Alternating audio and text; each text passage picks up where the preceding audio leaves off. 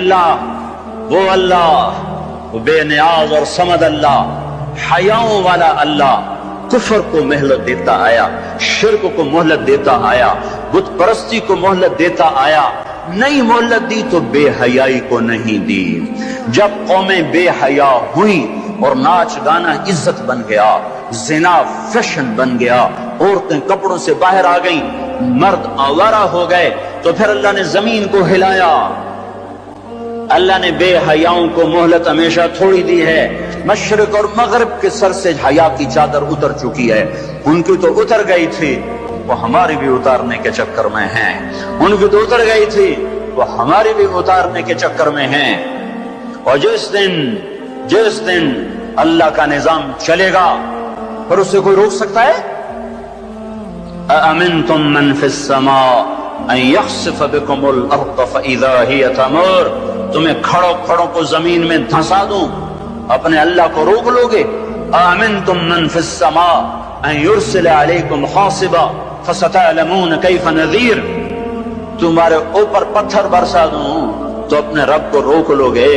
وَلَقَدْ كَذَّبَ الَّذِينَ مِن قَبْلِهِمْ فَكَيْفَ كَانَ نَكِيرٌ، تم سے پہلوں نے جھٹلایا، تیرے رب نے پکڑ کے دکھایا، کچھ تو عبرت کی نظر سے دیکھو۔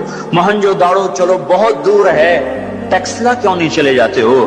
یہ گندھارا کی تہذیب پہ کیوں نہیں کھڑے ہو کہ تم غور کرتے ہو؟ ان کے ٹوٹے مکان، ان کی دفن شدہ تہذیبیں اور ان کے ویران حویلیاں، مہنجو داڑو کی تہذیب، ہڑپا کی تہذیب، یہ تو میرے دیش کے اندر ہے، مجھے باہر نہیں جانا پڑے گا، مجھے روم کے کھنڈر دیکھنے کے لیے اٹلی جانے کی ضرورت نہیں ہے، اردن جانے کی، ترکی جانے کی ضرورت نہیں ہے، یہی کھنڈر بتا رہے ہیں۔ میں بھی کبھی کسی کا سر پر غرور تھا۔ یہ اللہ نے تہذیبوں کو کھنڈر کب بنایا؟ جب نافرمان ہوئے۔ لوط علیہ السلام کی قوم بے حیا تھی، ان کے کفر کا الزام سارے قرآن میں ایک دفعہ لگا ہے ان پر۔ جب بھی نبی کہتا تھا تم غلطی کرتے ہو تو اور انبیاء ان پر کفر کا تم کیوں اللہ کا انکار کرتے ہو، تم کیوں اللہ کا انکار کرتے ہو؟ لوط علیہ السلام کو لوط علیہ السلام نے اللہ نے صرف ایک دفعہ کہا کہ یہ کفر کرتے ہیں، باقی ہر دفعہ جتنی دفعہ اللہ نے ان پر لعنت کی تو کہا تم کیسے بے حیا ہو، یہ تم کیا کام کرتے ہو، تم کیسے بے حیا ہو، تم مردوں سے شہوت پوری کرتے ہو۔ ما سبقکم بها من احد من العالمین، اس ظالموں تم سے پہلے یہ گندا کام کسی نے نہیں کیا، یہ تم کیا کر رہے ہو؟ جب دھرتی پر یہ کام لوط علیہ السلام کی قوم کا عمل جب دو آدمی کرتے ہیں تو اس جگہ کے فرشتے اٹھ کر اوپر چلے جاتے ہیں کہ ابھی اللہ نے زمین کو ہلایا اور ابھی ہلایا اور ابھی عذاب آیا اور ابھی عذاب آیا۔ تو لوط علیہ السلام کی قوم پہ اللہ نے 4 عذاب پھینکے ہیں کٹھے، اور 5واں زلزلہ۔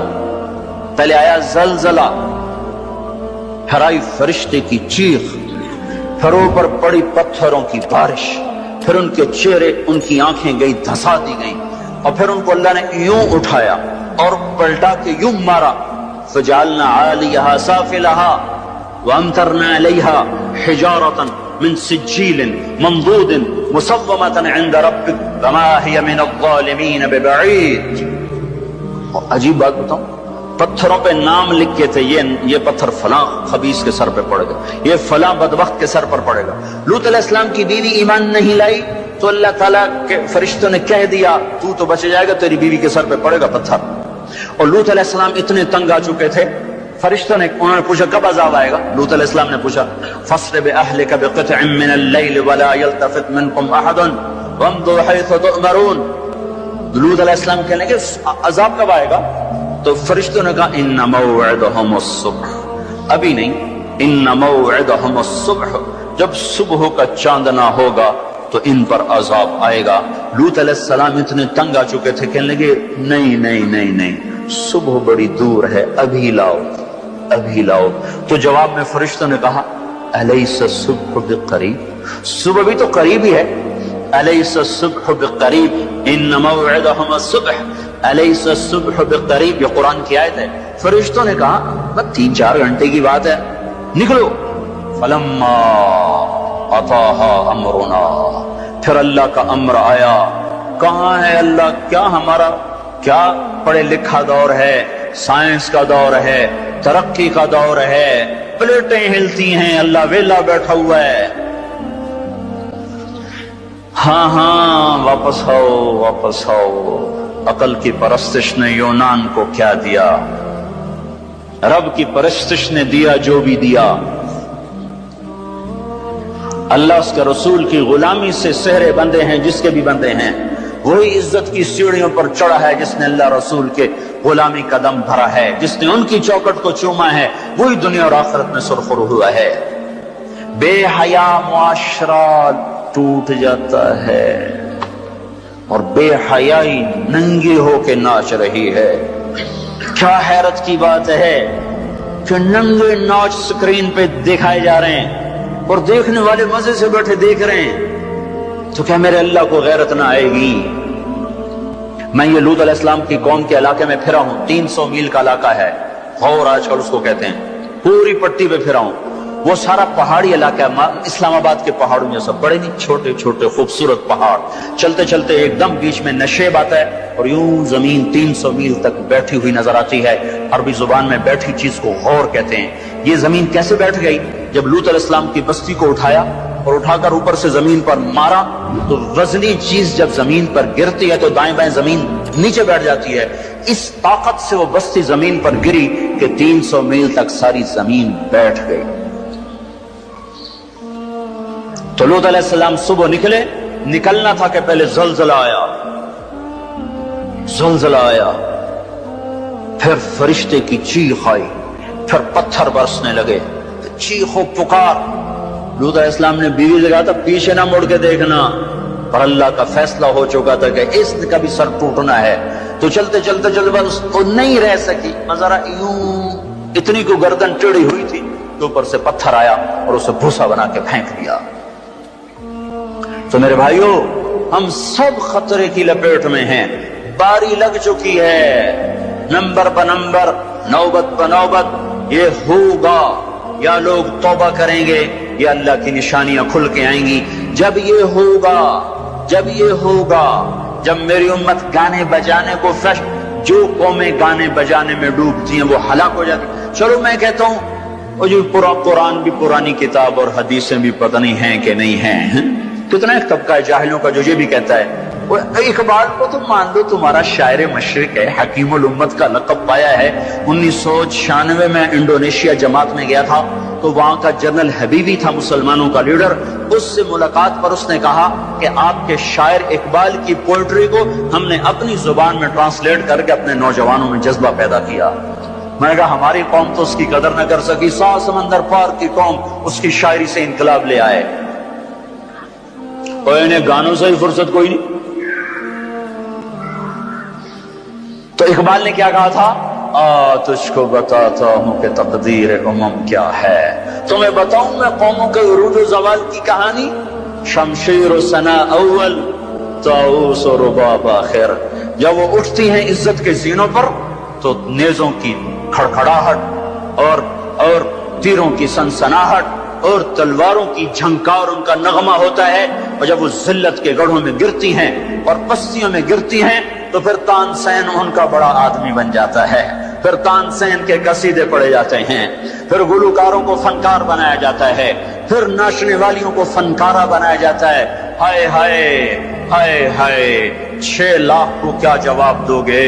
پاکستان کے عوام کے کو 3 ہستیوں کا سامنا ہے، ساری دنیا کو 2 کا سامنا، ایک اللہ کا ایک اس کے رسول کا۔ پاکستان والوں کو 3 کا سامنا ہے، ایک اللہ کا، ایک اس کے رسول کا، اور ایک ان 6 لاکھ کا جن کی ہڈیوں پر اس ملک کو تعمیر کیا گیا۔ وہ معصوم بچے جو درختوں سے لٹکا کر سینے کے پار کیل کر دیے گئے، وہ عزت مآب بیٹیاں جو خاک و خون میں لوٹا دی گئیں، وہ نوجوان اور بوڑھے جن کی لاشوں سے ٹرینیں بھر بھر کر لاہور کے اسٹیشن پر آتی تھیں۔ ہاں میں تو مہاجر نہیں ہوں، لوکل آدمی ہوں، لوکل ذمہ دار کا بیٹا ہوں۔ میرے ابا کا ایک مہاجر دوست تھا، اس کی ایک دفعہ وہ کہانی سنا رہا تھا میرے باپ کو، میں بیٹھا سن رہا تھا۔ हमारे डेरे पर जालंधर से भागा, कमियां साहब सारा ही खानदान कटवा के निकला। क्या ख्याल है, ये 6 लाख तो ऐसे पड़ा है, इससे ज्यादा ही होगा। ये तुम्हारे गरेबान पकड़ेंगे, इसीलिए बनाया था मुल्क के जगह जगह जिना के अड्डे खुल जाएं, शराब बिके, नाच गाने की महफिलें हों, हमारे खून की यही कीमत है। हाय, इंसान जालिम है, भूल जाता है। 50 की दहाई में पैदा होने वालों ने उन नौहों की थोड़ी बहुत सदाबाज गश्त सुनी हुई है। तुम्हें क्या खबर कितनी जवानियां रुल गईं, कितनी माओं, कितनी माएं, कितने बेटे, कितने बाप, कितनी बहनें, कितने सुहाग, कितनी जवानियां इस भट्टी में जल के गल के राख हुई, फिर इस खित्ते को वजूद मिला। कहने के मैं रात को चलता था, दिन को छुपता था कमाद के खेत में, पीछे सिख, आगे मंजिल का पता कोई नहीं किधर जाना है। रुख लाहौर का था, पहुंच गया दरिया सतलुज। उस वक्त सतलुज जिंदा था, अपनी रवानियों के साथ बहता था, ऐसे सोया हुआ सतलुज न था। अब आगे सतलुज, पीछे सिख, या किरपान पड़े या पानी, दो में से एक जरूर है, या अगर आगे मौत या पीछे मौत। क्या मेरे जी में आया सिखों के हाथों मरने से बेहतर है पानी में मर जाऊं। तैरना नहीं आता था कि मैंने एक लकड़ी उठाई, उसको आसरा बनाया, मैंने कहा मौला जिंदगी है तो पार लगा दे, तैरना मुझे आता नहीं। कहा मैं उस लकड़ी पे बैठा और ऐसे ही पानी को हटाता हुआ थोड़ा थोड़ा आगे बढ़ा। जब जरा सा मैं बीच गया हूं तो मैंने क्या देखा कि सारा दरिया सतलुज लाशों से भर के बह रहा था। उनको पानी ने कफन दिया, उन्हें सतलुज की मछलियों ने कब्र दी। ये तुमसे पूछेंगे, बददांतों से पूछेंगे, जालिमों से पूछेंगे, इन नाचने वालों से पूछेंगे, और ये नाच की महफिलें सजाने वालों से पूछेंगे हमारी हड्डियों की क्या कीमत है, हमारे खून की क्या कीमत है। काश तुम अपनी तारीख ही पढ़ लेते। तारीख इस्लाम छोड़ दो, लंबा मौजू है, तारीख पाकिस्तान पढ़ लो, और नहीं तो नसीम हिजाजी मरहूम की खाको खून पढ़ लो। मैंने स्कूल लाइफ में खाको खून पढ़ी थी, 1 महीना मैं रोता रहा था। मेरा एक भांजा था, उसने हिफ्ज किया, दाढ़ी मुंडा दी। मुझे बड़ा गम कि ये इसने जालिम ने क्या जुल्म किया। उसने कहीं खाको खून पढ़ी, उसने ऐसी तौबा की, दाढ़ी भी रख ली, पतलून भी छोड़ दी। अपनी तारीख को भुला देने वाली कौमें बेनिशान हो जाती हैं। वो काफिला होता है पर जिसकी कोई मंजिल न रहे। वो राही होते हैं जिन्हें रास्तों की सिमत का कुछ पता नहीं रहता। खाना पीना ये जिंदगी है, हम किसी काम के लिए आए हैं। और क्या होगा? वलुबिसल हरीर, मर्द रेशम पहनेंगे। और क्या होगा? वो शुरबतुल खुमूर, शराब पी जाएगी। और क्या होगा? वलाना आखिर हादिहिल उम्मत अव्वलहा, इस उम्मत के आज के लोग पहले लोगों को गालियां बकेंगे, दीवाना कहेंगे। ऊंटों के लोग थे, पत्थरों के लोग थे, खच्चरों के लोग थे, खोतों के लोग थे, हम रॉकेट वाले, हम रॉकेट वाले। और तुम्हारा नबी गधे पे सवार रहा है। सवारी इज्जत की चीज होती तो मेरे नबी को अल्लाह बुराक हर वक्त हाजिर करता। अल्लाह के नबी के 2 गधे थे, एक का नाम औफैर था, एक का नाम याफूर था। आप कभी उस पे सवार होते, कभी उस पे सवार होते। फिर आपने खच्चर पर भी सवारी की है, एक का नाम दुलदुल था, एक का नाम फिद्दा था। फिर आपने ऊंटनी पर भी सवारी की है, एक का नाम अज़बा था, एक का नाम शाहबा था, एक का नाम जदआ था, एक का नाम कस्वा था। फिर आपने एक ऊंट पर भी सवारी की है, उसका नाम अस्कर था। फिर आपने उम्मत के मालदारों को भी गुंजाइश दे दी। आपने घोड़ों पर भी सवारी की है, वो छोटे मोटे घोड़े न, बड़े आलीशान। एक घोड़े का नाम वर्द था, एक का नाम यासूब था, एक का नाम याबूब था, एक का नाम मुर्तजिल था, एक का नाम सकब था, एक का नाम सबहा था, एक का नाम लेजाज था, एक का नाम तिरास था। ये सारे हसीन घोड़े थे जिन पर आपने कभी कभी सवारी फरमाई कि अगर मेरी उम्मत का कोई मालदार اچھی سواری رکھنا چاہے تو میں گنجائش دیتا جاؤں کہ میں صرف غریبوں کا نبی نہیں ہوں، مالداروں کا بھی نبی ہوں۔